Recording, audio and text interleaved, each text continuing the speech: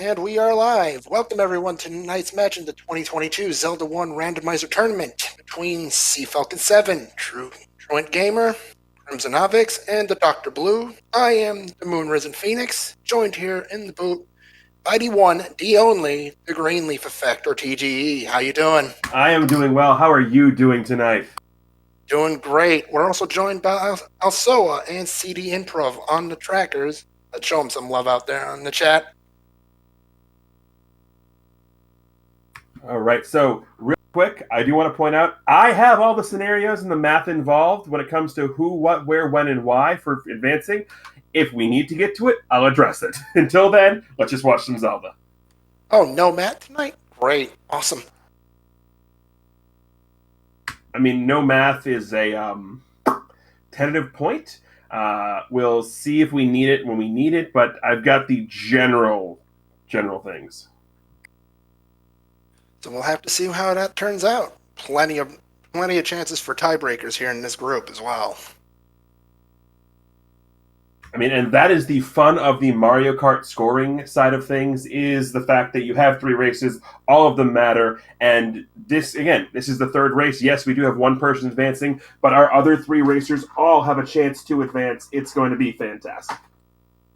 So we are just a few seconds out of the start here, and let's see what the seed has for us today. A Western Desert start, apparently. You know, I'm all for the wooden boomerang being in the being our Armos item tonight. I don't know. I mean, this is an interesting start screen because it gives you so many different variations on which directions you can go. As we see there, Dr. Blue went up to pick up the Armos item, Truant doing the same thing. Meanwhile, Crim and Sea Falcon opted to go ahead and head down to the open desert cave. Will point out, early ladder item found. It is the ladder in the Lost Hills Armos. A wooden boomerang. Oh. Well, that's actually interesting because now whatever item is on the coast can potentially block the wooden sword. So Truant's going to go show us what this is right now as he's making a beeline to it. So if this is a red candle or any of the power bracelet, recorder, raft, it could potentially block the wooden sword. Something I didn't find out until 2 days ago. Fortunately, now I know, so it is what it is. And we have a book.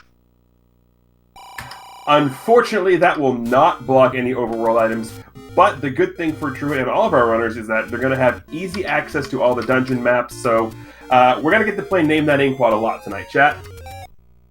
And a multiple sword set of face, as Truant Gamer just displayed.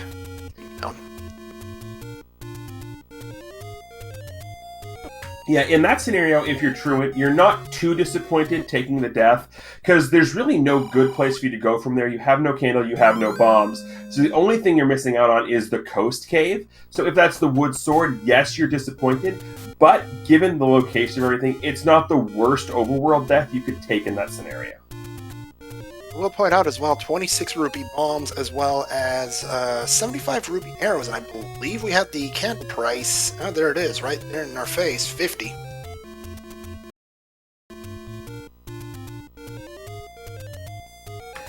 Finding an early candle, especially at a spot that's easily accessible like that Armo statue relative to the start screen, is actually very nice because it allows you to potentially be able to pick a heart container from the first take any that you find, as opposed to the candle, especially if it's on the cheaper side, 50 being 10 rupees less than it normally is. And the Armos being quite unfriendly to Crimson there.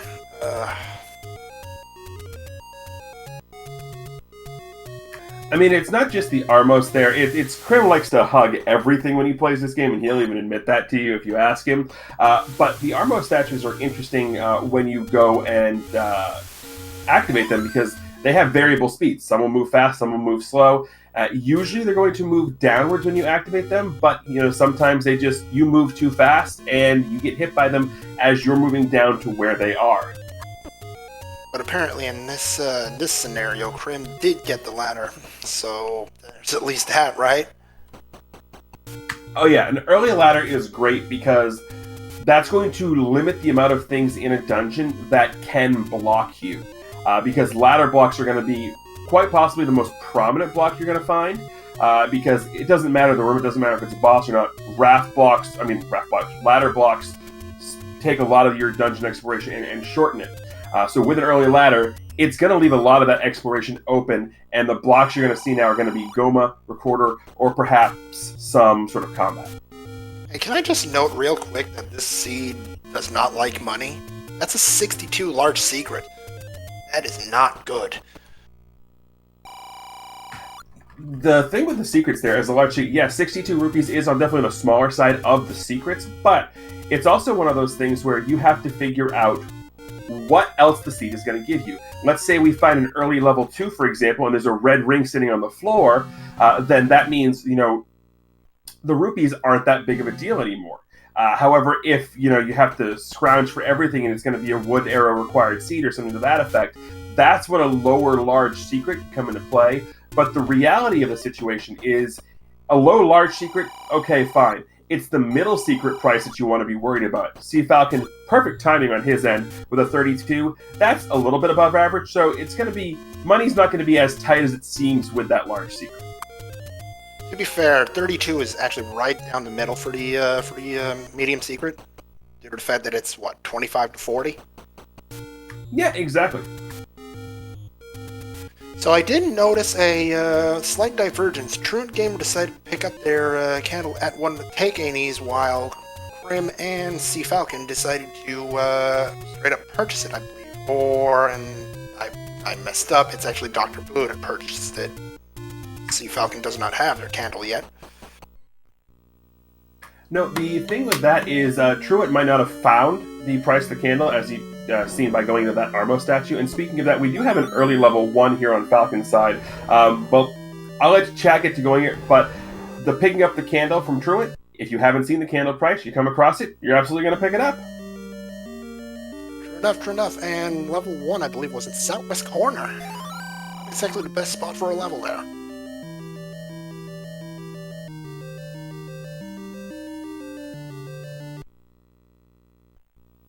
Also, yay, blue dark nuts in 1. Gotta love seeing that. Yeah, that southwest corner for Falcon is a very interesting scenario here, because you see Falcon going down there without a bomb or a candle or anything, specifically a bomb here, because that's a very hard spot to get back to. So going down there without a bomb means you're sort of you're forfeiting whatever is in that bomb spot right next to the open cave. Until much later. So it's a very interesting gambit to run. I personally don't like to go down there without a bomb or a way to get a bomb. I can understand certain, doing it absolutely, but it is an interesting gambit to take. And we've got our first grave check and another gambling game. What's your strategy when it comes to gambling games yourself? Well, gambling games specifically, the one we just saw there, I tend to not do them. Gambling in the game, however, I am a very much riverboat gambler style when I play, so you will absolutely see me do some crazy things just for gambling. I very much am of the belief of I'm playing this game for fun. Yes, it's a tournament I want to win, but ultimately we're here to have fun, so I'm going to do some crazy things. I'm going to go into a level 8 with no sword, no B button item, and see what we can find, and Buffalo's clipped through something. I'm going to do that because that's the way I play the game. That's how I find it fun. That's how I've played the game, pretty much how I've learned it, and that's an interesting thing to discuss with players. Is you have players who are much more technical, much more advanced when it comes to their combat or their routing, and they follow a much more sound strategy than me. I'm very much a gambler. I understand the strategies behind things. That doesn't mean I follow them. There's also the fact that you rolled this seed. So, yeah. Hey, they got a free ladder out of the deal. What's the problem? Nothing yet. I will also note that Dr. Blue also picked up their wooden arrows. Yeah, and in these set of flags especially, wooden arrows are something that I personally like to prioritize for a couple of reasons here. The first one being that, with extra bosses on, the potential for a Goma block is much higher. Number two, back to that whole gambling theory, I am very much of the belief that if I buy wooden arrows, the next item I find is going to be silver arrows, so I'll buy them. On the flip side, at least getting the wooden arrows early doesn't have you looking for the bow for 30 minutes like I did in my last seed. Oh, wait a minute. You haven't truly played a Zelda randomizer seed until you've mismarked something and spent 20 minutes going back over everything you've done to realize the level you were looking for is on your start screen and you mismarked it as done. Or you mismark level 1 entirely, and the room you were looking for the bow in turns out to be key locked, and you've got the any key. Yeah, that will happen. I mean, that's the beauty of randomizer is the scenarios like that where human error definitely comes into play. And speaking of humans coming into play, you see a tactic down on the lower left hand side by Crimson Avix, something that both you'll see him and Fred do, and that is the HUD clip.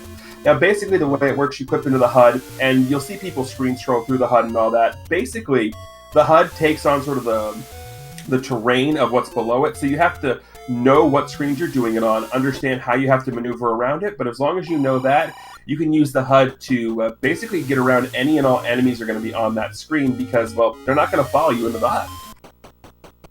To be fair, there's also the fact that Ladder Mountain isn't exactly the kindest place when it comes to dodging stuff.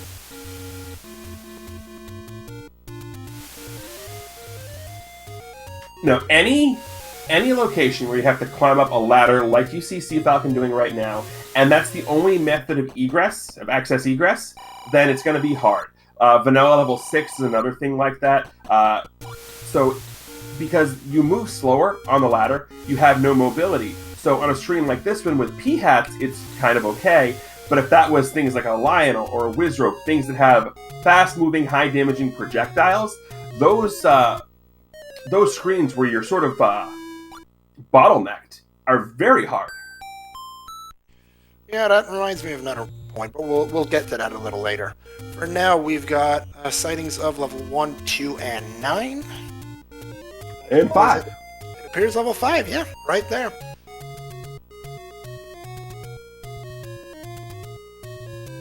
As well as the small secret, a nice 18 considering max is 20. Better than those little 1 rupee secrets we've seen from time to time. Like, there is nothing more disheartening when you go into a secret like that and you hear the boop and it's just 1 rupee. That boop sound of nothing happening of that, it's the most disheartening thing. I thought the most disheartening thing was 6 Wizrobes in the room Doc Blue is in. I mean, 6 Wizrobes, I mean, that's not disheartening, that's just frustrating. Disheartening, frustrating. Same relative thing, right? Especially when you don't have a wood sword. Yeah, and you'll see basically all 4 runners kind of employing different strategies a little bit. You've seen Truant and Sea Falcon sort of dip their heads into dungeons a little bit, whereas Doc Blue and Crim are prioritizing a little more on the overworld side of things. What I find interesting here is that both Crim and Doc Blue are going ahead and using their resources, candles and bombs respectively, to get overworld information. That type of thing, specifically in this set of seeds, in this set of flags, I have found is actually a good thing to do. Yes, you want your sword early, but information is very much king in these seeds, especially with how fast these seeds can close. So having that overworld information of where things are it might look like you're behind in the beginning, but can be a huge advantage. Say, especially because, hey, I found 8 of my 9 dungeons. I haven't found the last dungeon or the white sword item. Okay, you kind of can process what you need to do, what you need to look for, things of that nature. And speaking of things to look for, ouch, that's awesome. Yeah, that difficulty of this seed just took a sharp drop with Doc Blue. That is a red ring white sword item. Available to anybody who has 4 to 6 hearts, and it appears the answer is, wow, really? Really, game? Okay, red ring and white sword within 3 screens of each other? Okay, Doc Blue's ready to go.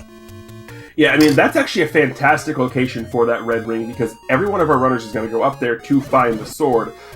Sea Falcon here right now, we're know right now if it's a 4 or a 5 heart red ring. If it's a 5 heart one, cool. Okay, so if I'm Sea Falcon, if I'm Truant Gamer, if I don't have the 5 hearts wing up there, I'm absolutely going back here because that's a fantastic item to have. When Crim finds his sword, he will be able to get that red ring. So early ladder, early red ring. Combat might still be an issue, but surviving has just become a whole lot easier. So much for the whole TG only rules bad seeds. The seed is young. The seed is very young. We could see the Great Equalizer for one come into play.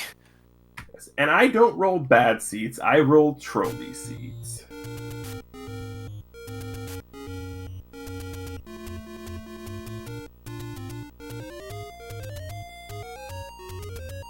I mean, to be fair, the only payment you're probably going to ask for is somebody picks up the yellow boomerang, right? I mean, what I know for sure is that if Crim comes across the yellow boomerang, he's going to burn it, and if he comes across the blue boomerang and it's in a spot where he can go pick it up, he'll probably do that because he knows I'm here talking.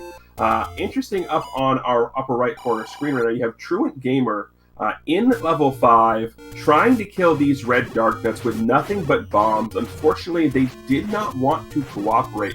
I find that as an interesting thing, as Truant is sending his frustrations to that.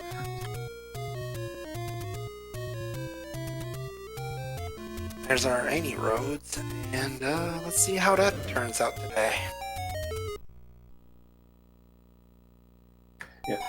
I do want to point out, though, remember back when Sea Falcon was down the lower left corner and I said that they were abandoning that check? They're going back now fairly early with that one bomb to check, which is good because it turns out the spot they orphaned is level 5. So 1 and 5 right next to each other? The whole thing about levels being close to one another. Again.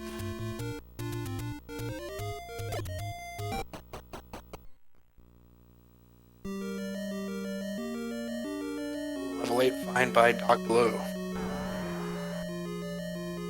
Yeah, if you're Doc Blue in this situation, you've got ladder, sword, red ring, you're pretty much like, yeah, I don't care what level I'm going in, I find I'm going into it because there's nothing from a combat standpoint that scares you. There's still things that can block you, Dig Dogger and Goma, but there's nothing specifically from a combat scenario that you're like, I can't handle this. Yeah, I remember Wiz Ropes is going to suck, but nothing you're overly scared of considering how well you're geared out right now. Then there's the extra bonus of level 8 having 2 items in there.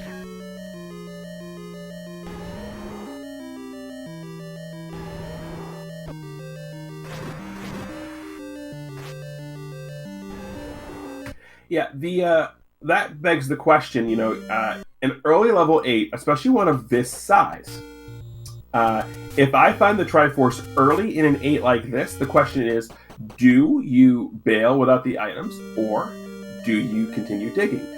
My thought process on it depends on where the Triforce is located. And what I mean by that is exactly what Doc Blue is doing. He took a staircase. And if this staircase, say it's an early staircase, you found an early staircase, but it takes you deep into the level, and the Triforce is, say, 1 room from that staircase, I'm probably going to go ahead and continue exploring a little bit because I'm deep inside the level. If I walk in and if Triforce is 1 room in, no staircase required, at that point I'm probably like, I'm going to come back later and see what this gives me.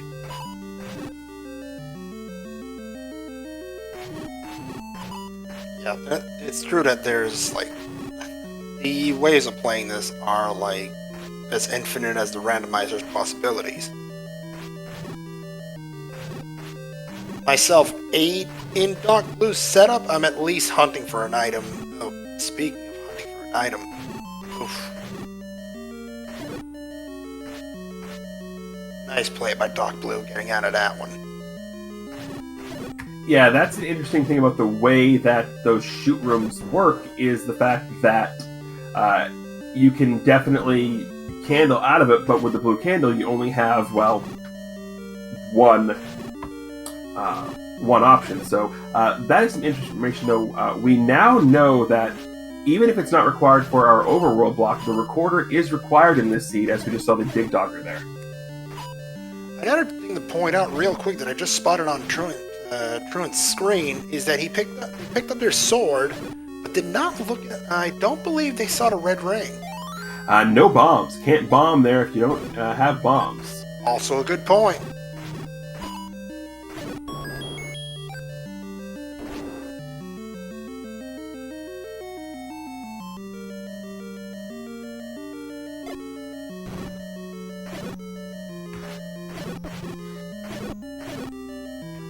So right now on the lower left-hand side, you see Krim finally making his way up to Death Mountain, where he's going to be able to pick up the sword and ultimately the red ring here.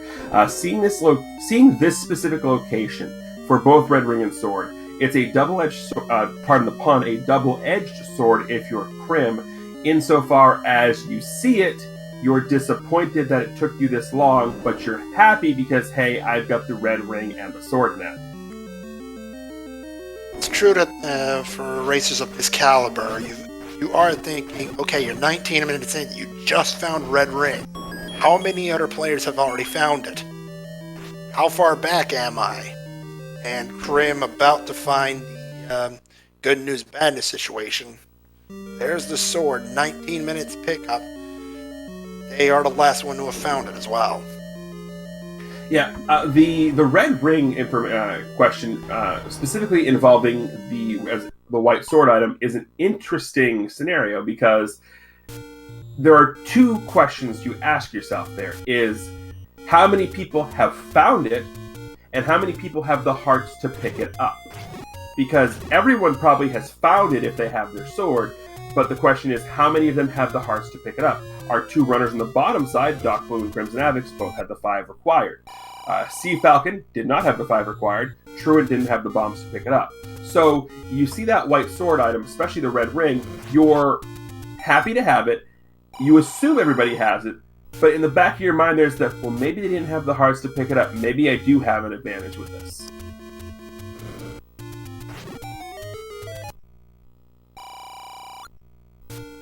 Well, it's true that the absolute combat advantage that the red ring gives us, apologies. Well, it's you can't replace that. That's a big one.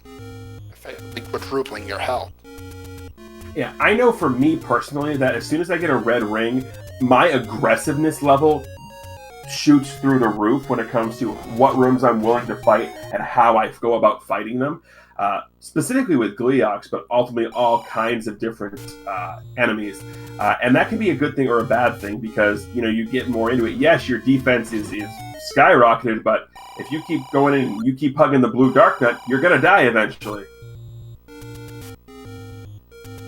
Nice little canana key by Truant right there. Nice way to save a key for sure. Oh, and look at that key drop on the floor. How about that? Yeah, the Kanana key is interesting. If you don't understand what we mean when we say Kanana key, basically it is the process of pushing Link through a key door at the exact same time that a shutter door or a bomb wall, mostly a shutter door, opens. Because at that specific frame or a couple of frames, the locking mechanism on the locked door isn't active, and you can walk through the door. Named after Kananaphone, who discovered it.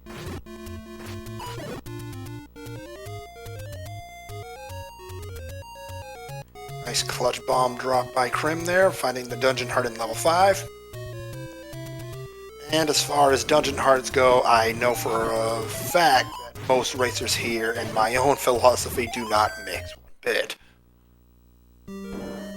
Yeah, with Heart Shuffle being off, meaning dungeon hearts are going to drop in dungeons always on the floor, you're going to see a lot of runners not opt to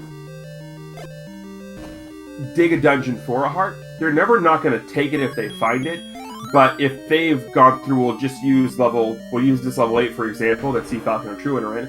If you go through here and you find both items and a Triforce, you're not going to go back in for the heart container because one, it's a huge level. Two, especially with Red Ring and Wood Sword, even though our top runners don't have it, the top two on the screen don't have it.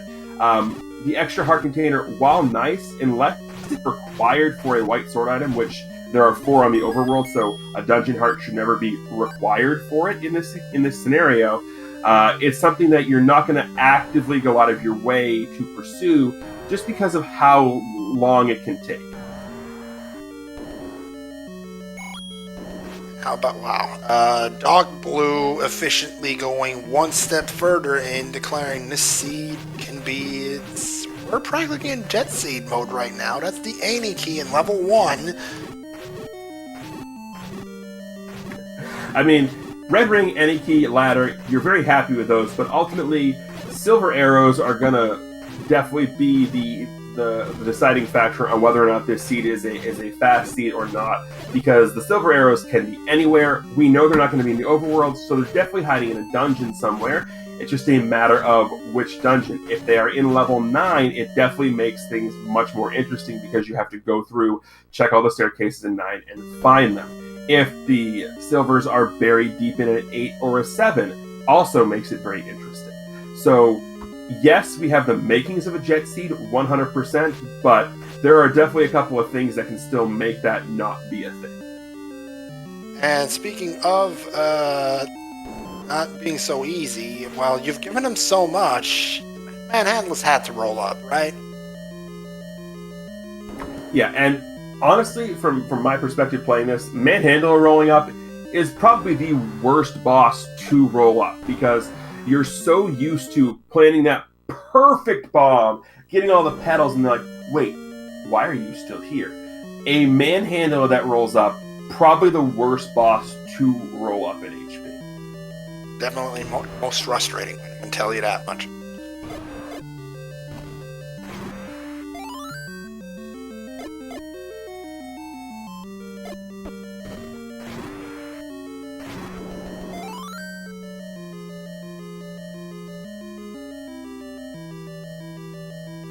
Chad informing us that there might have been a second heart in level 1.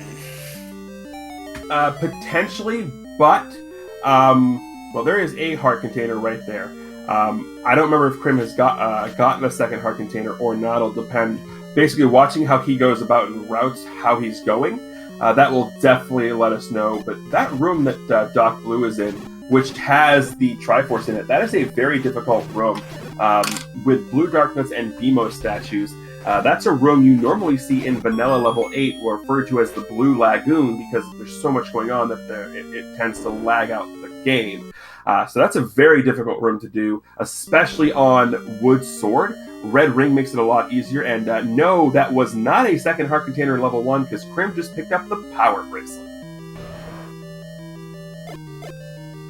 So let me get this straight. You gave him all a ton of useful items, and you decided, oh, we're gonna roll we're gonna roll up on most difficult enemies. Like I said, I don't roll bad seeds, I roll trolley seeds.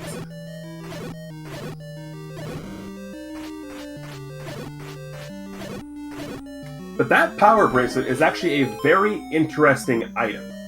Doc Blue knows that the recorder is required.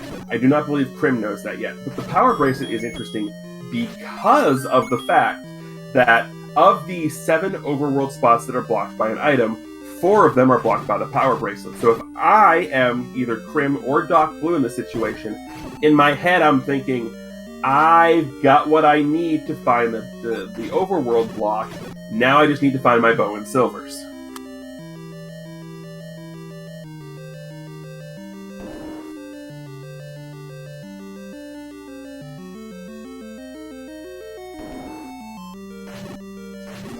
Dungeon fighting going on all 4 screens right now. Sea Falcon 7 and Truant Gamer voted in level 8, while Doc Blue is in 5, and Krim, oh, that's a takedown in level 1. So, in a scenario like that, the reason, if you're Krim, you go back into this level 1 has nothing to do with anything more than the location of this level 1. It is in the far southwest corner. It is a pain to have to get back to. So you would rather get everything you need out of it the first time you're down in the area so you don't have to come back. Normally I would suggest you want to leave, get some health maybe, get some more upgrades. But in this scenario, because of the location of level 1, you're definitely going to go back in and be a little more stubborn than you would be normally. With level 1 being in the southwest corner and this being what you've got to get.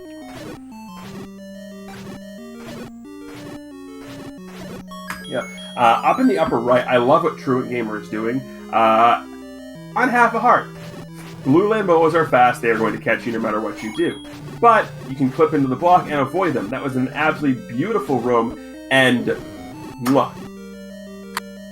Crim getting their Triforce from level 1, and we have our first item from level 8, which is the red candle, something that I personally have been shown the true value of.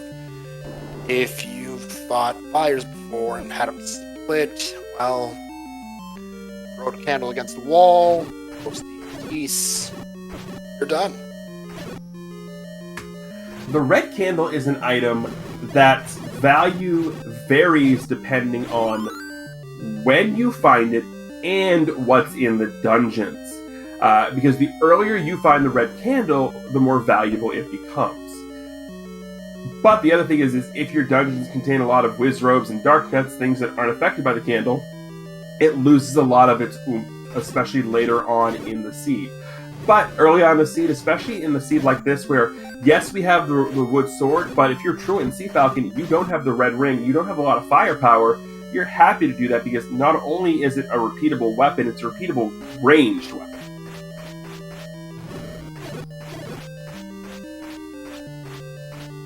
Sea Falcon using the block method to this room as well. They're about to find the good news. Yep, not just a block clip, but the exact same location of the block clip. And that's a similar strategy to coming in through the right door and just staying there and stabbing. Also, I love what Sea Falcon did. The Landmolas are like the mini Dig Doggers. So you kill one, you leave the room, come back, and all of its pieces are gone. So go in, not have to worry about chasing after it. You get the sort of fake kill on the Landmola, you get your item, and you leave.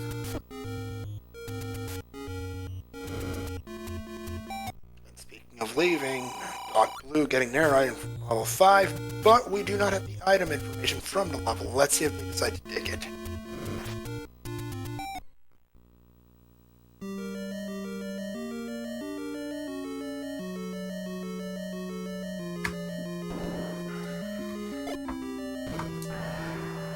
Now, I like what Doc Blue's doing here. And the reason behind that is you've got the Triforce out of level 1 and level 5. Both of which are right next to each other. You know the recorder is required. So unless the recorder is in level 5, then you don't have to worry about coming back here right now. If you do have to come back to 5 because you need like the bow or something, you know you're going to have the recorder because it's required to get the Triforce out of level 8, so you can easily whistle back there. I don't hate that at all. And we now have the info on level 5. It's the Overworld Heart.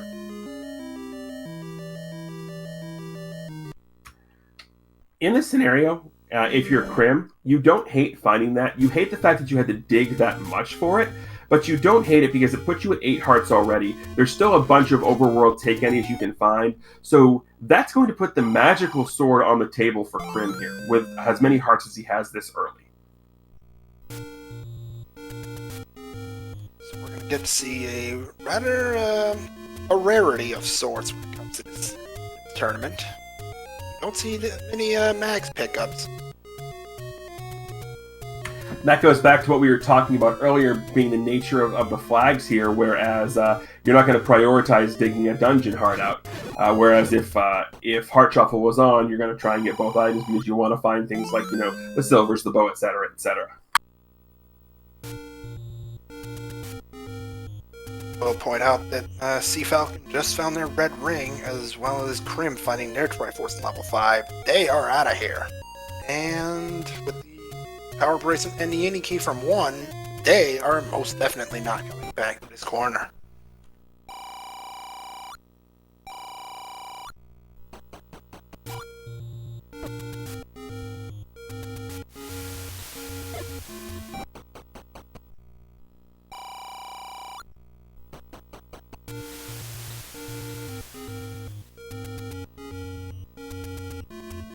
I like what you see Doc Blue doing down there in that level 4 room with the Gibdos.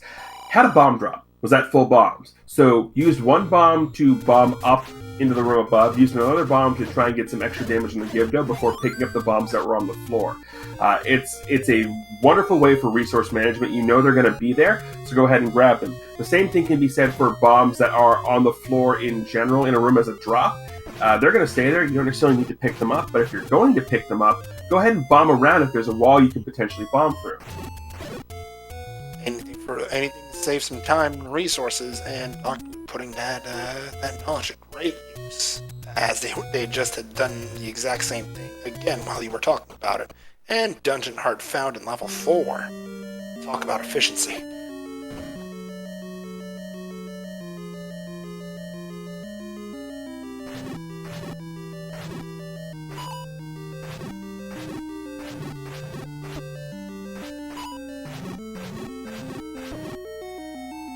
Yeah, so this level 4 here is gonna be a very long slog based on the enemies that we're seeing, because there are Wizrobes, Gibdos, and Pole's Voice, all three of which require copious amounts of stabbing with a start pointy stick to remove. And Crim, friend, you can't burn a wall down, you have to bomb it.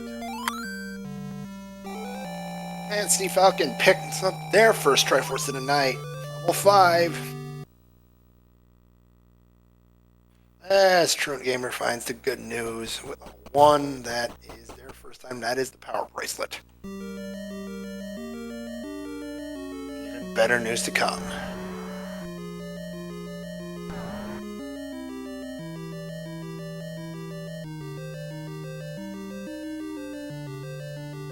Yep, and Crim's like, yes, no, opts to not pick it up. He did think about it for a minute, probably because, again, I'm sitting on commentary, but I did like what we saw there from Crim in that room. Opted to kill the Gleeok before going down there just to see if it was a Triforce or not. Also made sure to stay away from the middle of the room where it would have dropped had it been the case. So I like that. You're going to see Dr. Blue find the blue boomerang and also here, and it looks like, come on, you know I'm here, you know it. Yep, there it is. There it is. As far as getting your favor there, that's a bit of a minus there, isn't it? Well, I am now firmly in the camp of not Doc Blue. Truant Gamer also found their Triforce in level 1.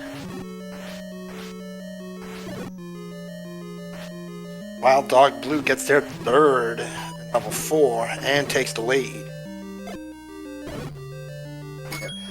The door strategy I was talking about earlier with the Land Molas is similar to what you see Truant Gamer doing right now. You can do that against a Gleeok with sword beams here, because where Truant's standing, you're never going to get hit by the Gleeok. That's one of my favorite ways to fight them.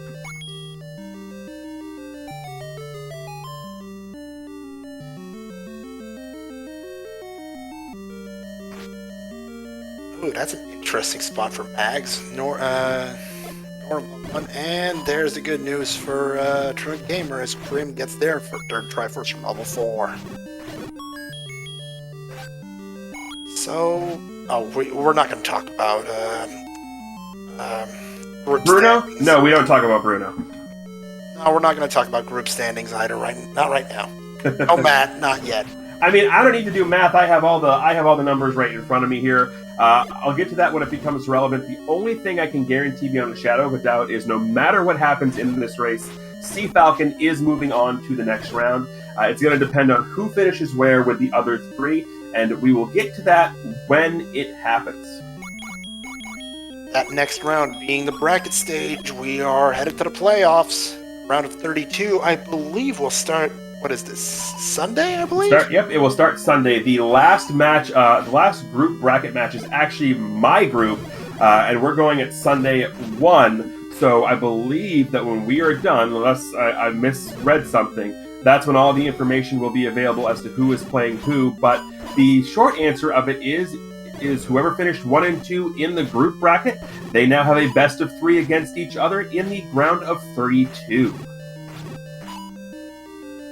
And we're in for some, looking at the bracket right now, we have some absolutely incredible matchups. So make sure you stay tuned for that.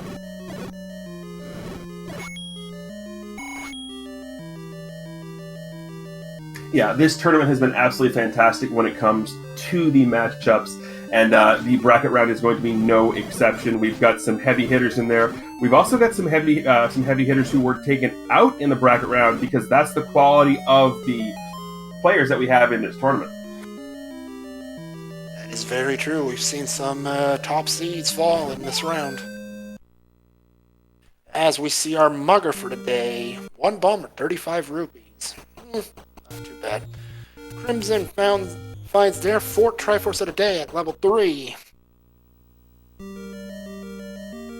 Alright, chat, fine. Since you all seem to be talking about the tiebreakers, I will give you the tiebreaker scenario now, math included, so there is no question about what's happened. Crim picked up the Triforce in 3, but here we go. Sea Falcon is in. Truant Gamer is in if he beats Doc Blue and Crimson Abbott, or if he doesn't finish last and loses to Doc Blue by less than 12 minutes and 6 seconds. Doc Blue is in if he beats Truant by more than 12 minutes and 6 seconds. Crimson Avix is in if he finishes 2 spots ahead of Truant Gamer and 1 spot ahead of Doc and beats Truant Gamer by 2 minutes and 8 seconds. There is your numbers. Speaking of efficiency, I would have probably taken 3 times that to explain all that. Nice going. In my defense, I have a cheat sheet right in front of me that very easily spells it out.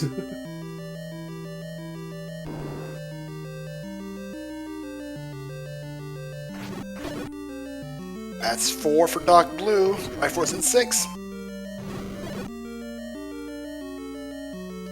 Again, looks like they're not level 6, so we don't have the item information for that one either.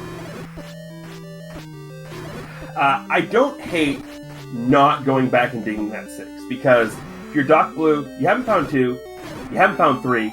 Both those are going to be a lot easier to go to explore than that 6 is going to be. I don't hate that at all. And this 6 is fairly close to your start screen. There's also the fact that 6 does qualify as, I believe, a large tier dungeon, or is that only 7 and 8? The way it works on the 16x16 grid is that levels 1 through 6 share the same 16x16 grid. So traditionally, 6 is going to be a chunky boy because it's going to take up the most spots on that 16x16 grid. Levels 7, 8, and 9 also share a 16x16 grid, but because there are only 3 dungeons as opposed to 6 dungeons, 7, 8, and 9 tend to be larger entities than 1 through 6 are.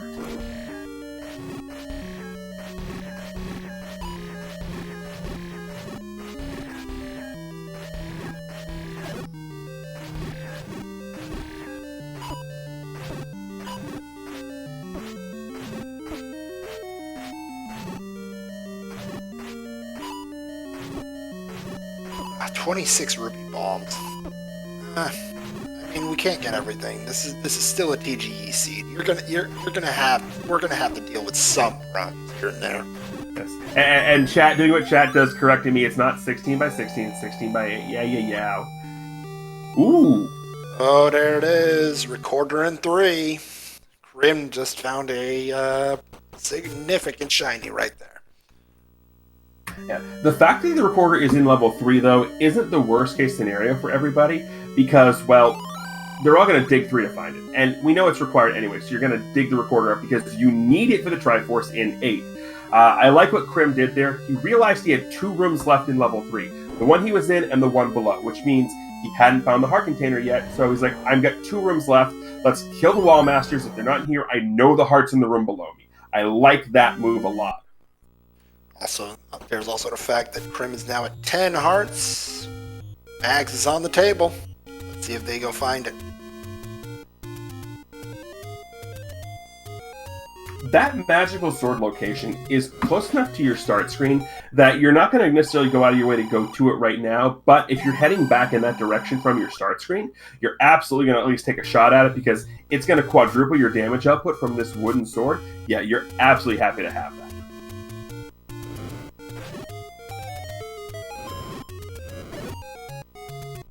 And now with that heart pickup, that is a 40% chance as the magic sword is anywhere from 10 to 14.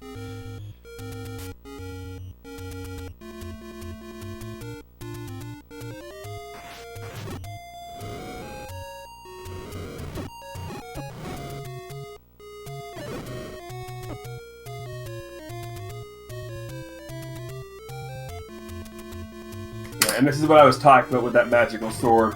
It's right here, 2 screens away from start. Crim going to go ahead, pop in, see if he can pick it up right now. Not be rewarded, unfortunately, but it's in a good enough spot where you're going to come back and check that every time you go back to the start screen. Absolutely. If you pick up a heart container, it's pretty much a mandatory stop right now, especially with a 33.3% chance of grabbing it next time out. Yeah, and to answer the question in chat, traditionally in shapes, yes, the amount of staircases in the levels is going to be the same as their vanilla amounts, unless the level has rolled segmented, and then there will be additional staircases depending on the number of segments in the dungeon.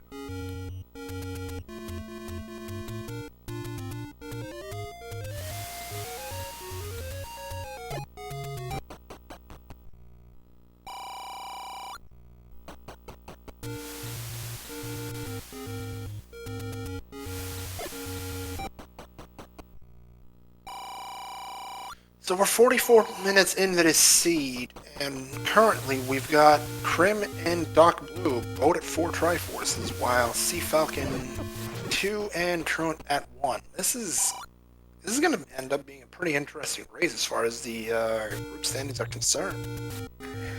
I mean, absolutely it is. And right now, if you're Crim and Doc Blue, you're feeling okay. You're not feeling great, you're feeling okay. Because you've got a good portion of what you need, but you're still missing the bow, you're still missing the silver arrows. So you're okay, you're not great. Crim's feeling a little better than Doc Blue is right now because of that recorder. If you're Sea Falcon, you're probably feeling a little behind, but you're not as stressed about it because you've already locked your position in the brackets. If you're Truant right now, being 45 minutes in with 1 Triforce, 5 hearts, you're probably panicking a little. Another item found, Dog Blue finding the wand in level 2. Huge find here, as it will double their attack power, as well as give them an interesting hitbox. Meanwhile, Crimson Avex finding their 5th Triforce in level 6. That wand is actually nice for Doc Blue because it is going to give them that firepower increase, although you are going to have to be mindful of the fire that the wand is going to give you because you have the book. Yeah, it's great for firepower, but it also, that fire does 2 things. 1, it can hurt you. 2, it can also lag the game. Oh, hi there! Oh my goodness. There we go. Crim must be feeling great right now. That is the silvers. That's actually a gigantic find for Crim because right now, based on what we're seeing in this current scenario, it's a race between him and Doc Blue. Doc got the Triforce out of 6, but left. Silvers are an item that can be in level 9. There's a chance that if you don't have silvers, you're going to dig 9 before you dig 6. That's a huge, huge advantage for Crim right now. Then there's the fact that, and apparently, let's see, let's have a look. The bow's either going to be in 7 or 8 by the looks of things. Yeah, we've got, well, no, actually, we can tell you exactly, we can tell you right now, we don't know whether the bow is in 7 or 8. The raft's going to be the other one in there. We can tell you that the boomerang and the white sword are in level 9, just based on that, though. And that means we won't get, nobody really is going to pick up that wooden boomerang in level 9. Well, are they now? I'm not too sure about that. Now that I Pick it up? No. Burn it? Probably.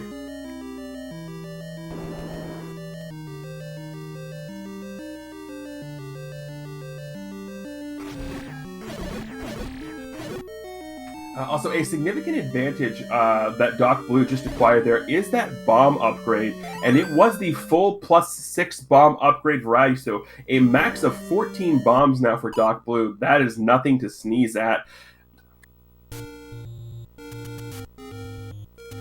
And Doc Blue tying it up at 5 apiece. Oh, there's that upgrade in T. We're talking about 118 rupees. Not cheap, but 6 bombs. Take them. Complain.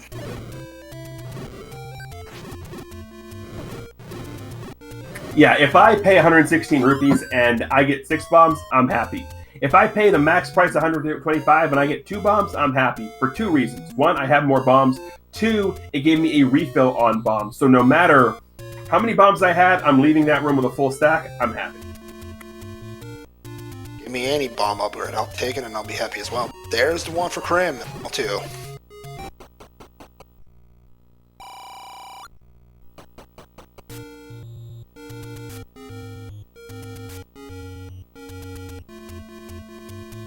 Now the question is, do they hunt the dungeon heart here and try to get that one step closer to mags, or get the Triforce and run?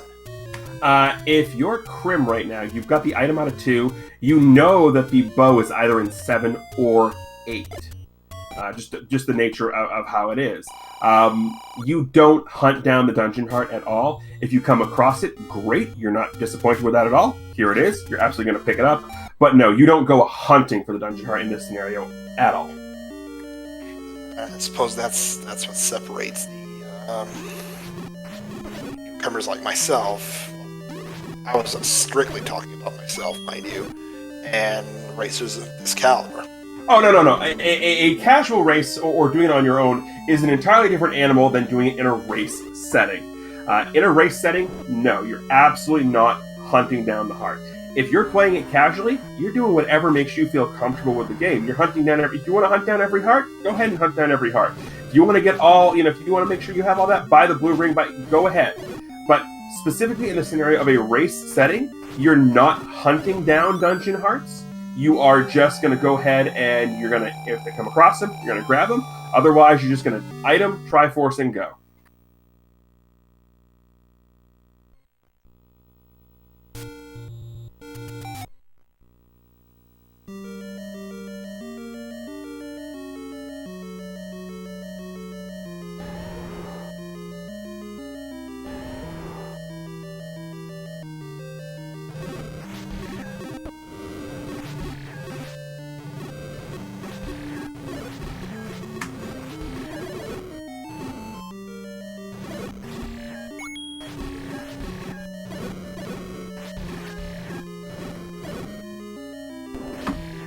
So, the scenario we're seeing right now, on the lower left-hand side of our screen, for Crimson Avix, is the best possible scenario he could be in, because he knows that the last item he needs for Go Mode is the bow.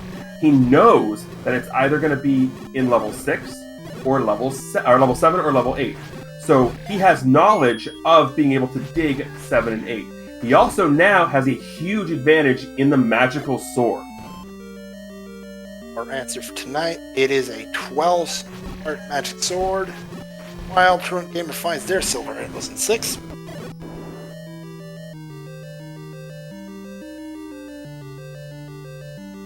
If I'm Krim right now, it's like, bring on level 7, bring on level 8, let's do things.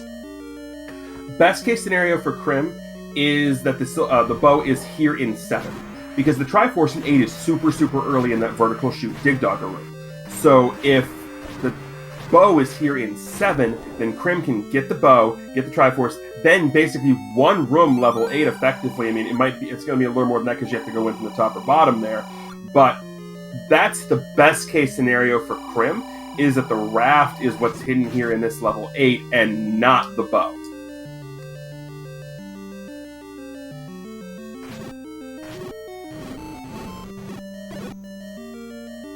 I don't believe Krim has knowledge of where the Triforce is. No, I don't think we've seen anyone really dig level 7 a lot. Krim is really our first runner to pardon the pun here, take a big stab at 7. But definitely with Red Ring, 12 Hearts, Magical Sword, Krim is 100% in the catbird seat of this seed. Doc Blue with the 5 Triforces is technically sort of next, but with not having the silvers out of 6, that definitely puts him in the worst position. The other thing is that none of our other runners have knowledge of 3 and the Recorder, which is the biggest advantage that Krim has right now. Due to the fact that the Recorder was required in, I believe it was 3? All right, to answer the question in chat, as Sea Falcon burns the blue boomerang, I appreciate you for burning it. I don't like you for picking it up. To answer the question in chat, Crim finishing first, Doc Blue finishing in second, would push Crim forward if he beats Truant Gamer by 2 minutes and 6 seconds. Well, we've seen races go on both sides of that. We've seen a lot of races go close at time. We've seen a lot of races go further than that. Gamer with their fourth Triforce in level 5 just now as well. So they're closing the gap on our leaders, but Rim is well, he ain't jetting yet. He's close to that.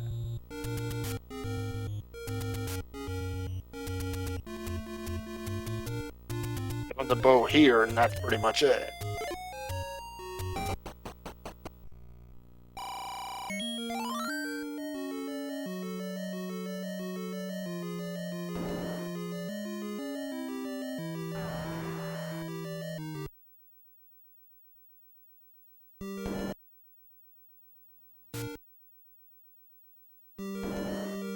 Chat pointing out another thing that plays into Dog Blue and Crim's hands. Truant is still on green tunic.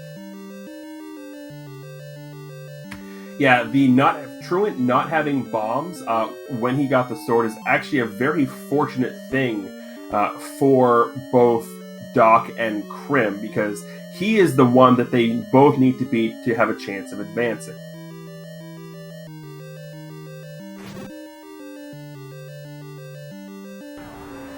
Answering a question in chat, levels have the possibility of having the bow is 7 or 8. Thank you, chat, for answering the question. Yep, and we can be sure of that because of the nature of the game. Any important item, and an important item is defined as an item that can block access to a dungeon, specifically the ladder, the raft, the recorder, the power bracelet, or an item that can block a Triforce in a dungeon, the bow. None of the 5 of those in this set of flags can be in level 9, the important items in 9 flag here. So that's how we know by process of elimination that the white sword and the wood boomerang are in level 9, because the raft and the bow were the other 2 outstanding items that we got, and we know that they can't be in here. And I want to point out what you just saw Crim do was fantastic. You got the 2-for-1 special, using 1 bomb to stun the Dodongo and open up the wall to the next room, and then use the 2nd bomb to smoke out and kill the Dodongo. That was fantastic, getting high quality value there.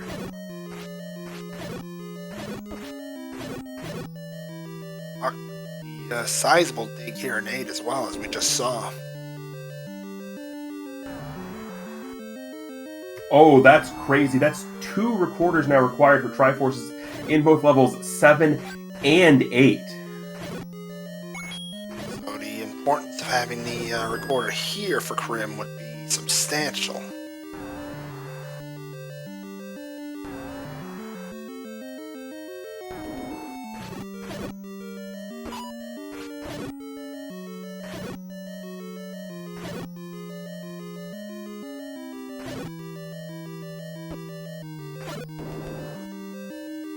Yeah, it's always fun what you saw Crim do there when he killed the 3 Darkness, and like, wait, why didn't these shutter doors open? Because there's wall masters.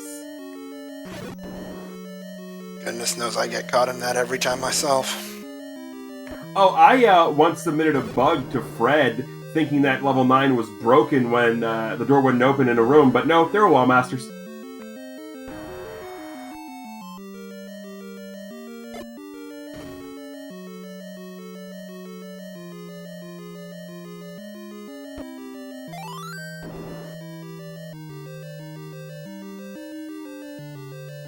So Sea Falcon up in our top left-hand corner has become our 2nd runner to acquire the recorder, which for Crimson Avix's scenarios of advancing is the best case scenario, because that's, we know the recorder is required, and that means that's one less thing Sea Falcon's going to have to dig, because Sea Falcon coming in 2nd place is the best case scenario for Crim, because if Crim wins and Sea Falcon finishes in 2nd, That means he's guaranteed to beat Doc Blue and guaranteed to beat Truant Gamer by 2. Just comes a matter of the time differential in that point. So for Crim's specific scenario, for him to qualify, that's the best case scenario for him.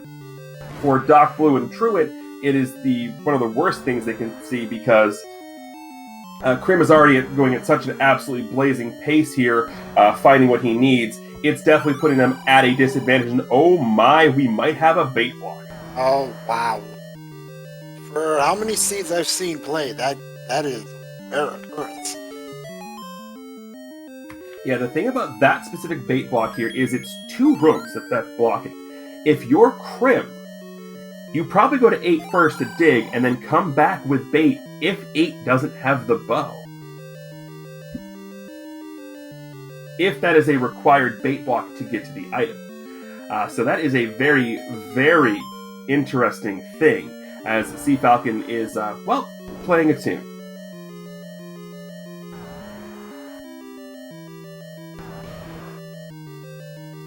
Is this what I think it is?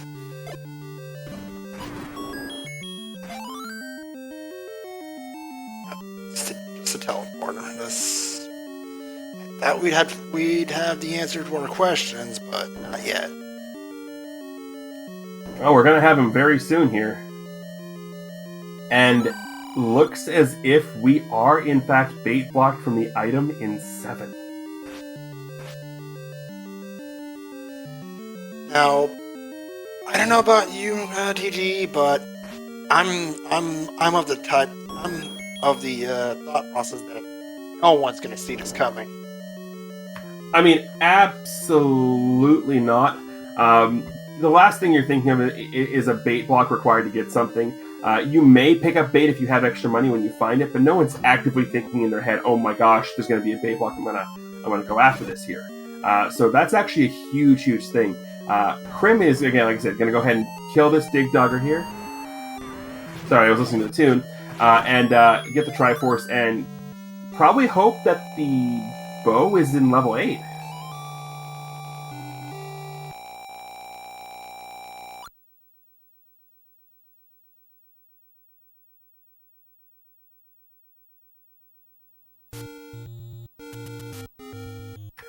Doc Blue, having not found stuff to make progression and having not found level 3, has opted to go back into level 5. Meanwhile, Truant Gamer sees the blue boomerang and pays absolutely no attention to it. Good man, Truant. Good man.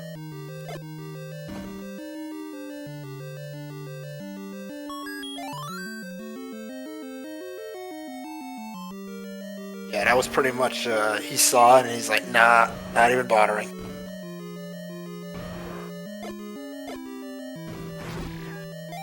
Yeah, boomerangs are an item that lose their value much, much quicker than something like the red candle does.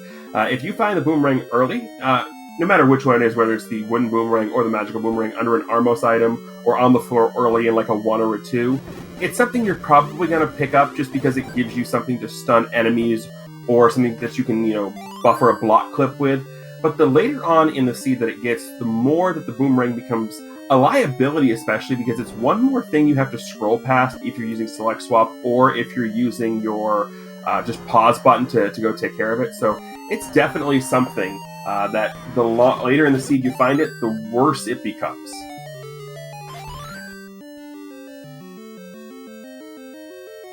There's our answer. Bow in 8, raft in 7. Bait block can be safely ignored.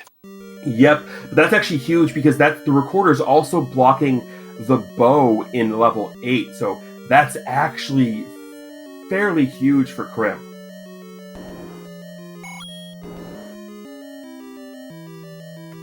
So as soon as he finds his compass, which most everybody did find in this level 8, that's going to put Crimson Avix in go mode, which, again, for his prospects of advancing to the next round, that is exactly where he wants to be. Meanwhile, we've got Truant Gamer in level 3. There's the recorder in there. This race is still up for grabs. Meanwhile, Doc Blue finding the container heart in level 5. Not what they wanted to see, but still nothing to sneeze at.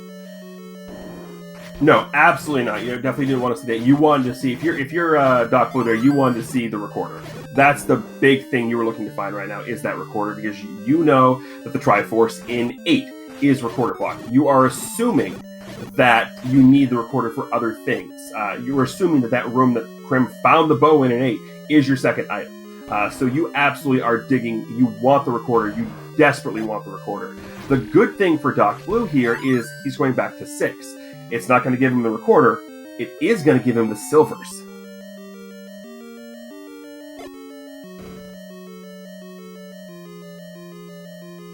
Meanwhile, Truant Gamer finding their Triforce in 3, deciding to go right back in, which we know is the right call.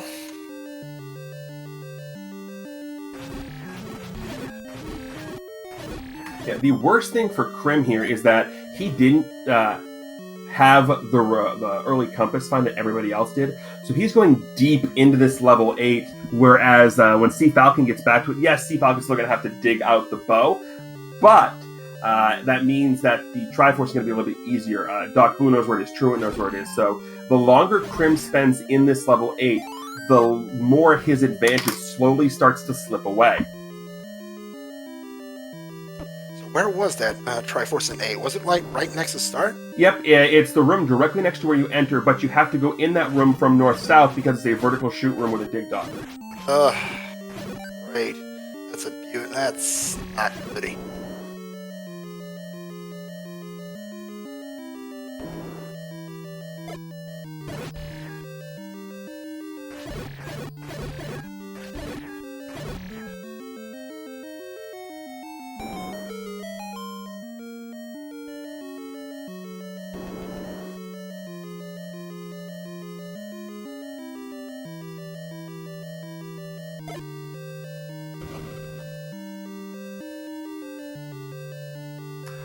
Truant picking up their recorder, and that's actually big for Truant, because right now with Sea Falcon closing on Krim, if Krim doesn't beat Sea Falcon and finishes second, and Truant finishes third, Truant will still have the entrance to the group 1v1 brackets by virtue of the 7 points to Krim's and Avix's 6. So even though it looked like Truant was pretty far behind earlier, this now has become something. Oh, and Krim with the sudden up A, makes me wonder if they're on to something here. No, well, the up A was ran out of everything to do in the upper half of level 8, so opting to go and take care of the lower half of level 8 now.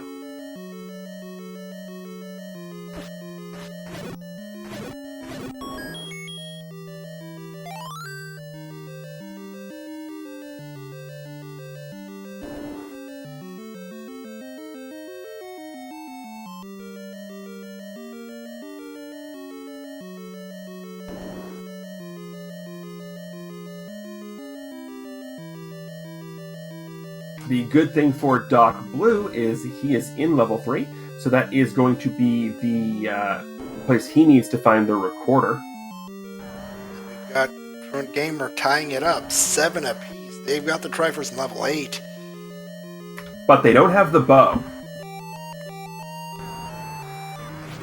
Which was in level 8. Oh boy. This race is far from over, folks. Mm-hmm. Oh, yeah.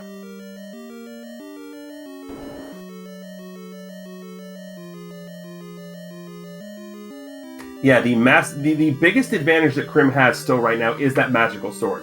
But the lead that he had is slowly evaporating as he makes his way through this level 8, trying to figure out what he's missed. Sea Falcon's still digging through level 7. Truant Gamer still digging through level 7. Both of them still need the Triforce there. Truant and Sea Falcon still do both need the bow.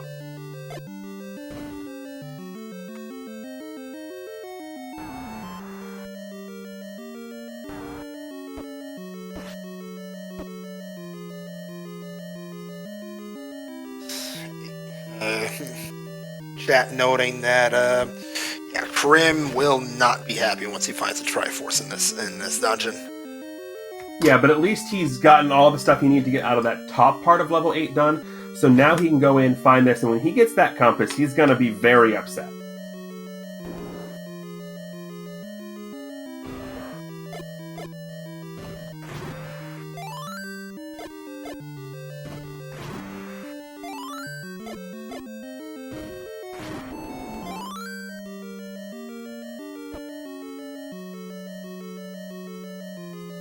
Yeah, my preferred way of killing Dodongos when you have more than one bomb, no need to ever try and grid them. The only reason you would ever need to grid bomb a Dodongo is if you have one bomb and you're trying to replace them. If you have more than one, feed one, smoke it with the other one, and you're going to be guaranteed. It's a foolproof way. Yes, you're probably going to end up with less bombs than you would have if you gridded it, but in a room with 3 Dodongos, you're probably going to leave with full bombs anyway.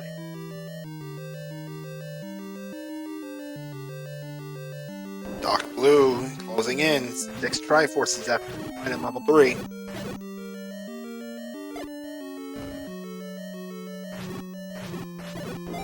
Yeah, Crim's biggest problem right now is he's going the complete wrong direction for where he needs to go. He desperately needs to find that compass. I honestly forget where the compass actually was. We know it's somewhere in the bottom half of this 8 because I don't think anyone made it to the top half. So, I mean, we know it's in this general area.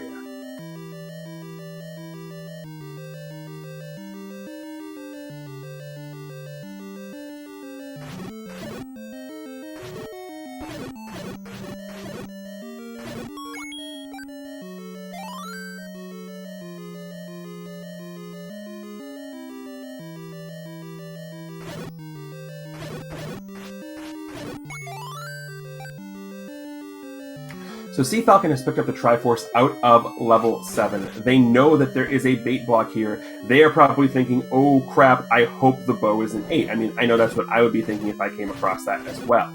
But arguing back in, I don't believe they have found all of the stuff yet in this level 7, so going to do a little more digging.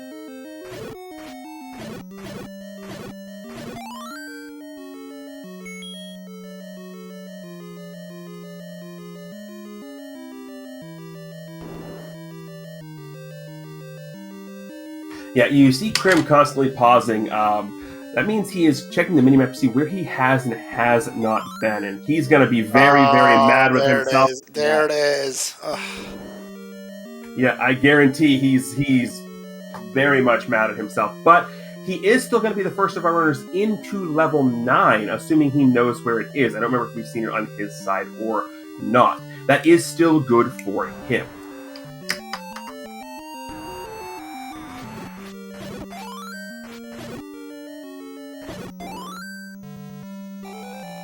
To be fair, in the current situation, we've got Truant at 8 hearts on Green Tunic, on Wood Sword, while we've got Crim with 14 hearts, Red Ring, and Mags.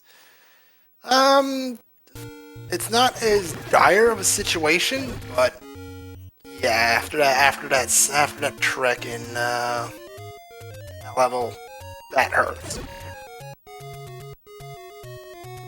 Yeah, he cannot be too happy with that. But we are in level 9, of course. If this is your first time looking for or watching a Zelda 1 randomizer, hey, Moonrisen, what are we looking for here? We're looking for a roar and a door. The roar being the red cannon, meaning that they're one room away in the cardinal direction, so either up, down, left, or right. While the door is where Zelda will be. Well, Zelda will be held, rather. And what we'll be looking for in that particular instance is a room a shutter door that will not open in the when all enemies will be defeated, or in the case of Ganon already being defeated, a shutter door that will immediately open no matter how many enemies are in that room.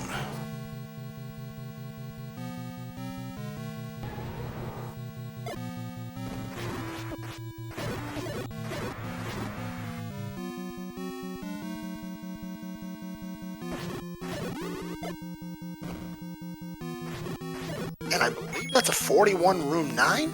That is a 41 room 9. You are correct. That is one of the smaller 9s on the Yeah, no, that's definitely a 9 on the smaller side of things, 100%. Crim finding a white sword says, I don't need that. On the flip side, if you're looking in Ruin's way of things, that will be very helpful. That is very close to start. Oh yeah, for everybody else, everyone else is happy to find that. Oh, and I believe we hear a pig. I believe you are correct. So we have got ourselves. Yep, that means we. Oh, it's the off-color room, even better. And no, we have a banana. What? We don't have a pig. We have a banana. I have not seen this. I've seen it once before. I expected Crim to do something. I was not expecting him to re-bring out the peanut butter jelly time banana. He is absolutely stabbing this and thinking it's me every time he's doing it.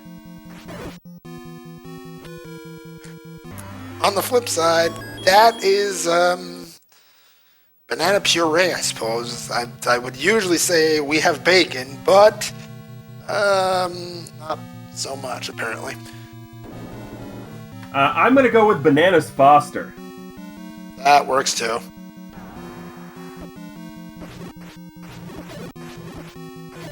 Now, if you're Crim, do you keep fighting rooms in hopes that you'll find a compass, or do you just jet through level 9 and room clear?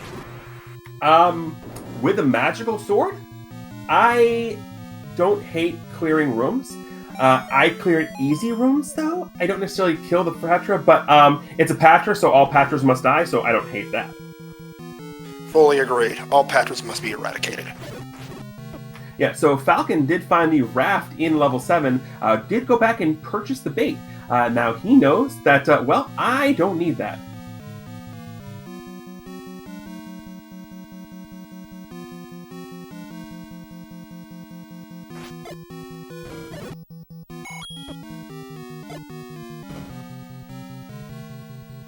So yeah, in this scenario, this is a scenario where how well you map your level 9s comes into play. Because even though you're simply looking for where Zelda is, you still need to know where you've been and what staircases you have and have not taken. So even if you don't map anything else in the game, mapping level 9 is always something I recommend. Even if it's just go here, go here, go here, go here, go here, and know what staircases you have and have not taken. The up A from Crim right there. I don't hate that up A there because that means he's going to go back and check here now. This is very good for Crim's Navix because he's the only one of our runners in 9. He's beat Ganon. A finish here, a first place finish here, gives him the absolute best chance of making it to the groups, especially as Sea Falcon is only going to be our second runner to get the bow here in level 8. So that is actually huge. Crim wants Falcon to do exactly what's happening here. This is the best case scenario for Crimson Avix and his chance to make the brackets. And that is it. And oh, we have a Zelda there in the old man. Get your GGs out in chat for race winner Crimson Avix with racetime.gg time of 1 hour, 16 minutes, and 28 seconds. And we are joined by race winner Crimson Avix. GG. Thanks. Okay, so chat has already gotten the lowdown on what is happening and what needs to happen here. So you did your part. Now we have to wait for everybody else. But the question I need to ask you, sir, is how mad were you at yourself when the Triforce was in that first room and ate with the Dig Dogger? I completely... I just totally blanked. I'm like, okay, I can't use that room. I just don't need it. And then I proceeded to do the rest of everything. Yeah, so before I ask the next question here, Truant, with all 8 forces, but never bombed the red ring, never found the red ring, because didn't have bombs when he went up there initially. So Truant, instead of digging level 8 for the bow, is digging the overworld for the white sword item, it seems. This is actually very good for you, Crim, because you need to beat Truant by 2 places. Sea Falcon in 8 sort of doing what you did, doesn't have the compass in level 8, so didn't immediately go get that. So this is actually a very good scenario for you right now. Yeah, I mean, all around, this has been a really, really entertaining group to race with. The bait block that I swore was going to be required. I see that down on Doc's side. Yeah, we saw that. We all wanted the bait to be required, but best case scenario, of course, turned out that it wasn't. Doc finding the raft here, as we know, is going to go ahead and pick that up.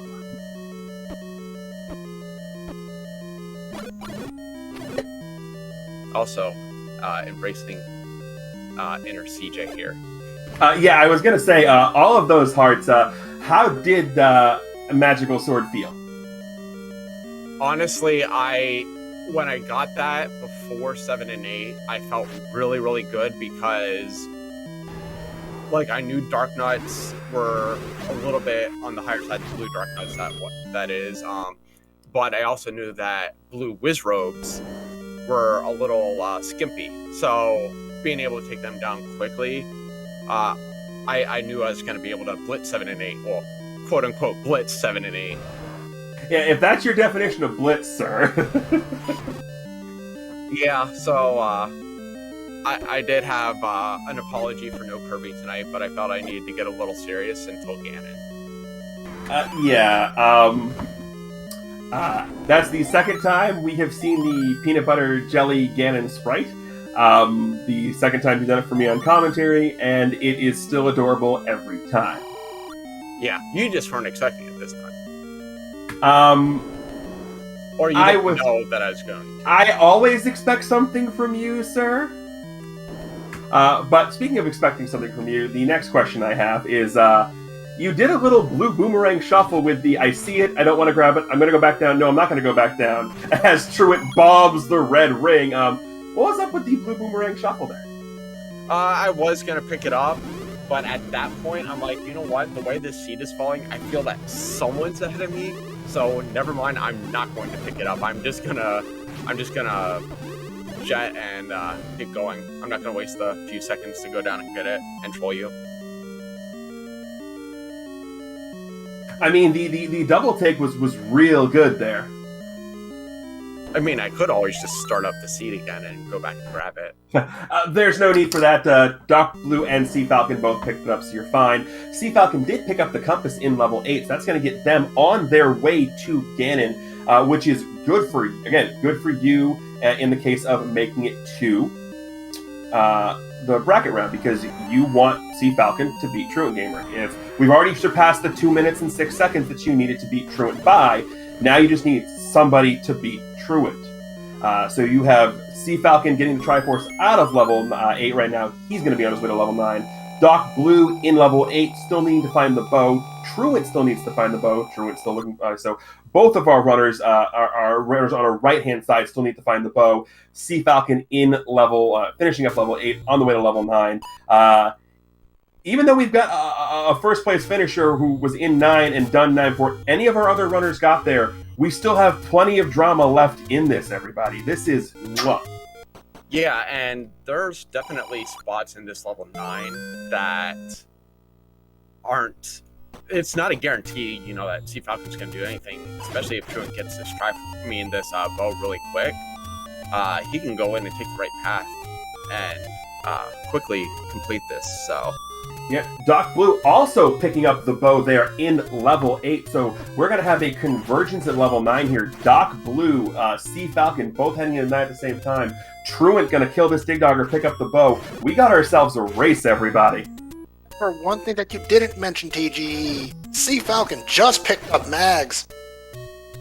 That's actually a huge thing. We know that the white sword is pretty early on into 9. You found it, Krim. But that magical sword is another advantage. I mean, you said it yourself. I believe it was race 1 of this series where you lost to Truant because, was it magic sword or was it the Ganon pattern? It was one of the two, but no, basically... He got Ganon's Stunlock. I did not. Oh, okay. I thought it was the magical sword difference. But here's the thing. That room that Ganon is in, magic sword's going to be a huge boon there. Oh, 100%. Also, Sea Falcon doing what I swore I should have done when I went left. I'm like, I should have checked over to the right, because that's almost always a nice little area for Ganon or Zelda. Well, speaking of Zelda, that is a Oh, Zelda line wow. on Doc Blue. Oh, wow. If Sea Falcon goes around, this is the area Ganon's in. Unfortunately, one room too high, and we know from you can't bomb up into that room, so that's good. Doc Blue has found Zelda, as was mentioned by Moonrisen, so, I believe the proper term for this is getting spicy. So what's the situation between the tiebreaker between Crim and Doc Blue again?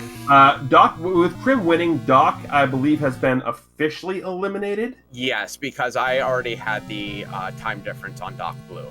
So the best he can do is tie me in points now. So if Truant Gamer doesn't finish second, Crim, you're moving on to face Sea Falcon in the round of 32. Correct.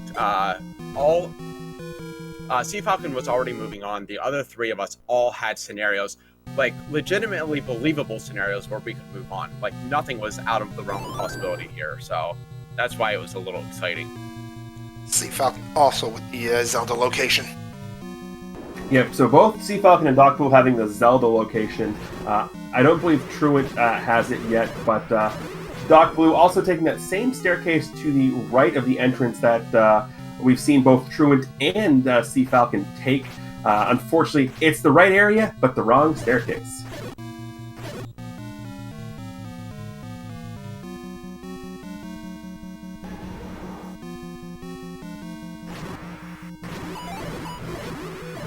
Also, I should note here in this Gleok run that Sea Falcon's in, I went in and out before anything spawned in there, so when I heard the roar, I thought I had Ganon in this Wizard room. So I was kind of baited there to go. Gotcha. That's what that explains it. Where was our Ganon location on the map? I didn't check. You see the C column in on Sea Falcon's side? Up there. I do remember that White Sword and how we commented that everybody else, but Crim there would have been happy to find that.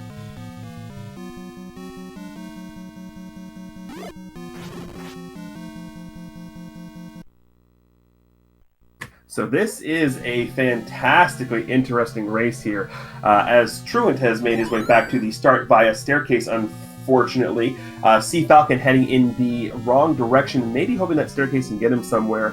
Doc Blue heading in the direction that needs to be headed in with these staircases. It's just going to be a matter of which staircase do we end up taking.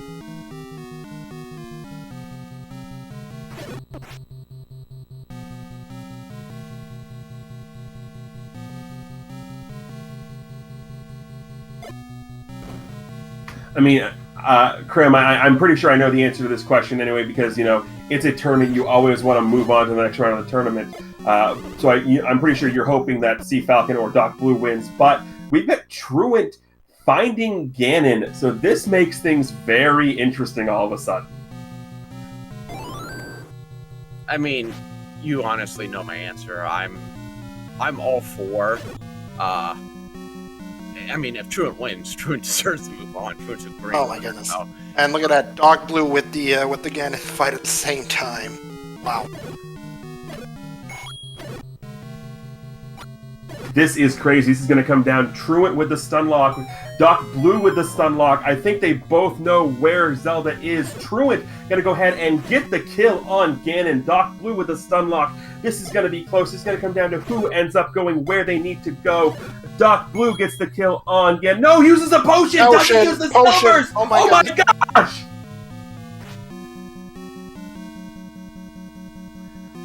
That potion's going to be the cog. Wow, the misclick. Incredible! To be fair, Doc is now taking the same path that Truant took, so... Yeah, Doc knows where it is, hoping he can get in there, but that's not going to do it. Truant Gamer going to come from behind, finishing in second place with a time of 1 hour, 27 minutes, and 24 seconds. Unbelievable. Doc right behind, knowing where Zelda is. That's absolutely incredible. The finish we were all hoping for in this race.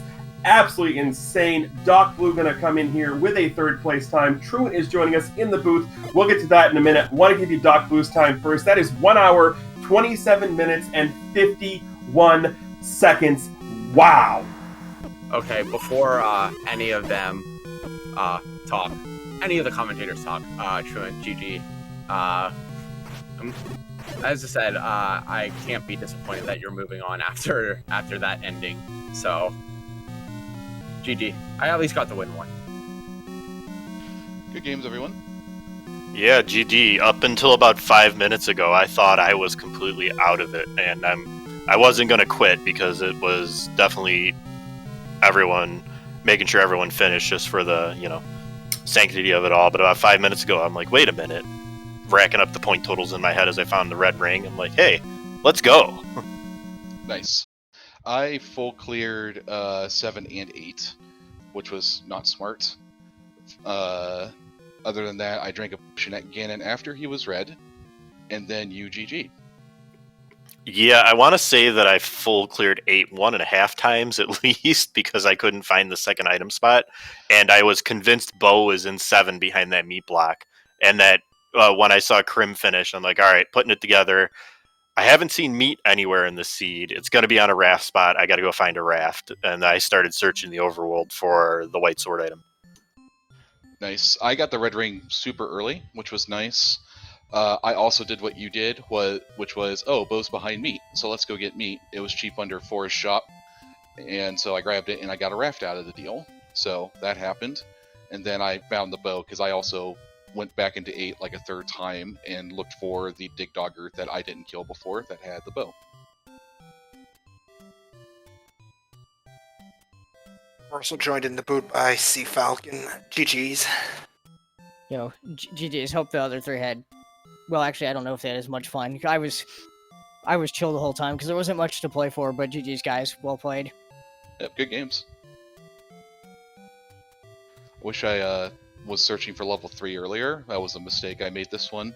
Was like deep diving huge dungeons instead of going for a most likely not blocked level 3. I did the same thing. I explored half that 8. In fact, I'm pretty sure the first time in there, I walked through the room that had the bow and couldn't get it, and yeah, I last locationed it. Yep, same story here. Yep. Yeah, everybody last location to the bow. No, I last locationed the Triforce. Oh yeah, sorry, you did last location to the Triforce. That 8 did not treat you nicely. Oh, right. No, I forgot. I did both of those in 8, actually. Because I completely forgot about the Dig Dogger in the shoot room entirely.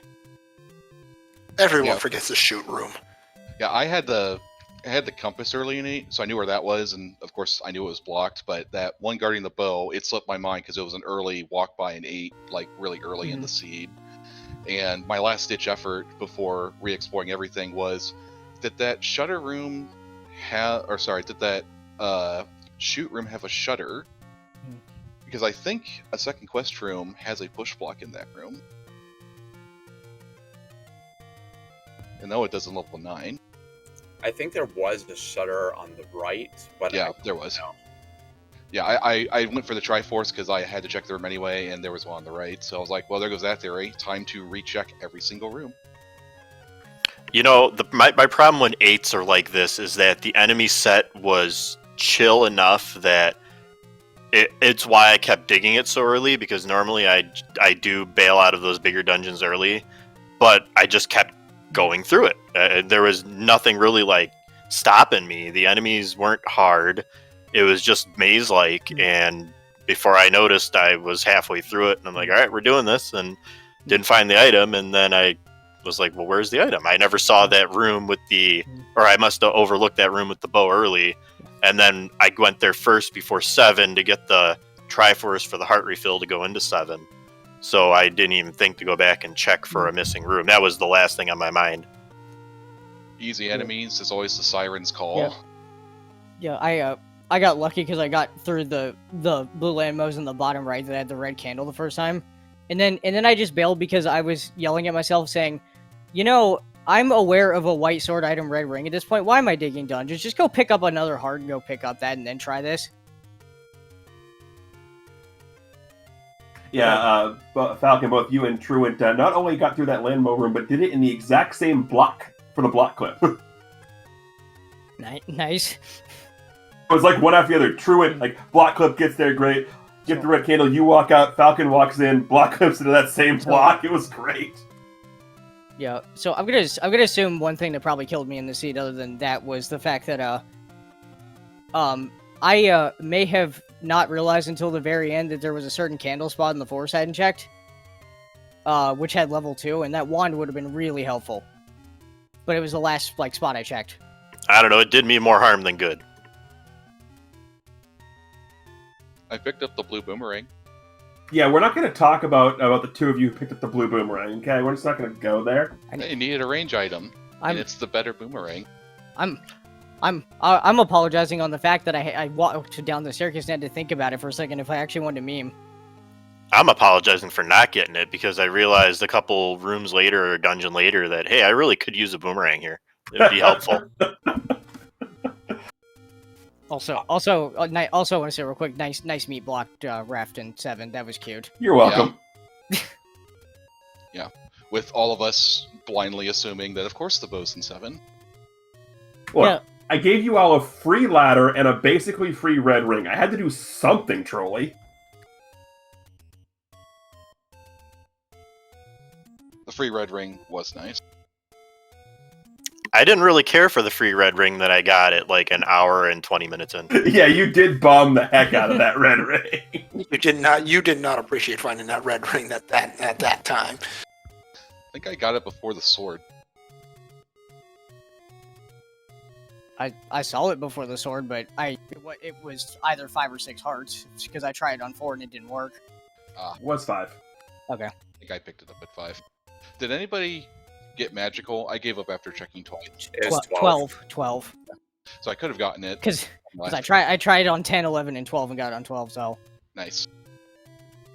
Yeah, it was like 2 screens from start, so... Or spawn, rather.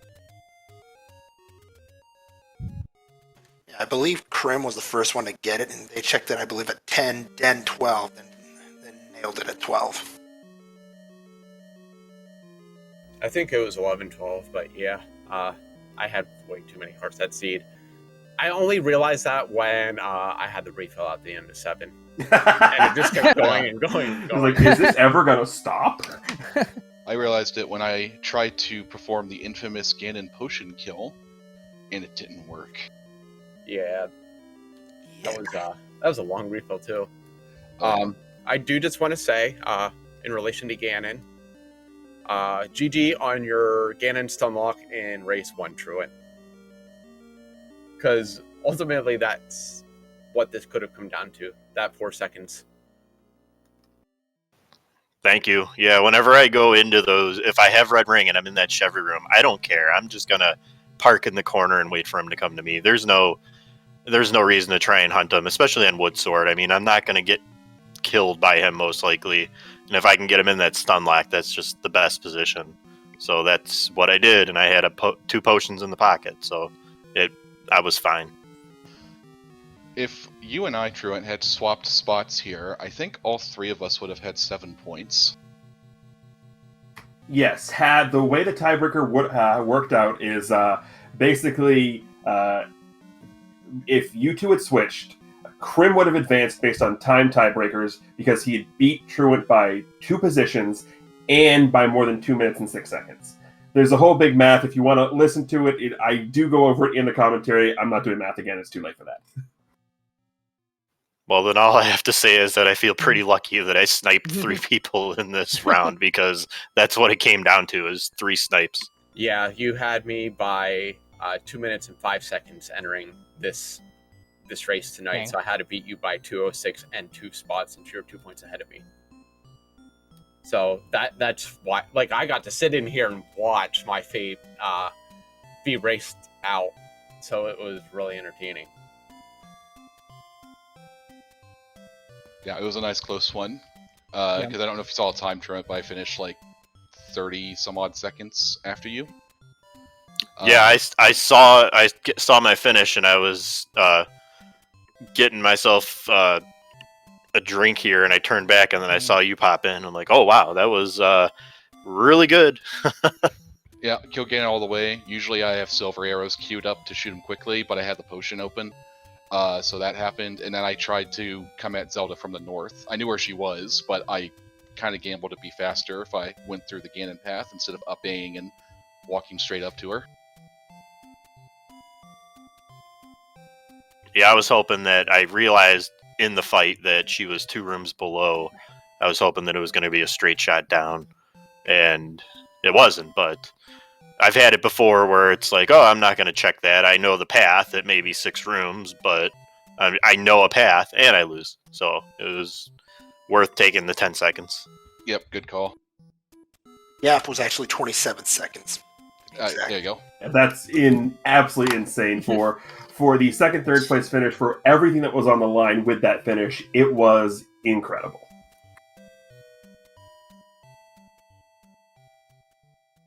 Yeah, I would definitely suggest watching it back, guys. It was great. Oh, absolutely. GG's, Krim. Hey, thanks. I got 1 win, so I can't complain. Yep, well done. So I've actually got a question for Sea Falcon and Truant Gamer, which are now advancing to the next round. Yes. What are your thoughts on the upcoming matchup? It's not our first time. Nope, random 2020 random percent tournament, I believe. Yeah, I'm looking forward to this matchup, and you know, like I said, I had fun tonight. Back to, you know, trying to win and advance in Trent. Let's do this, man. Yeah, looking forward to it. Really quickly, too, I just want to say thanks to this whole group, because I had some issues at the beginning of the start, and they were accommodating to allow me to make sure that I was comfortable enough to get these races in, and it is very much appreciative, and it's why I love this community. The best part about appendicitis is that you can only get it once. Allegedly. I don't want to find out. Yeah, I would say if you get it a second time, then yeah. Hey, thanks for the great races, guys. I mean, they were all entertaining, so I'm really glad I fell into this group. Yep, it was a fun run, especially with you, Krim, because we got to play 2 groups together. Absolutely. Yes. I'm going to take off because there's another race going on, and I want to go watch that. Yeah, I was just going to say, I'm going to wrap this up too, because there is another race going on. We should all go over and watch that as well. So again, GG's to everybody involved in this group. All 3 of the races in this were absolutely fantastic. If you guys, those watching, if you haven't seen all of them, absolutely go back and watch them. Race 1 had a fantastic finish. All of them had fantastic finishes. Highly, highly recommend to go watch it. But make sure, if you haven't done so already, if someone would be kind enough to put !R in the chat, make sure you give all of our runners a follow. It is absolutely worth your time and effort to do so. Also, a big shout out to both of our trackers behind the scenes, that of course being CD Improv and Al Soa. Thanks to them, they make us in the commentary booth look good by hitting all the buttons and lighting up all the pretty pictures.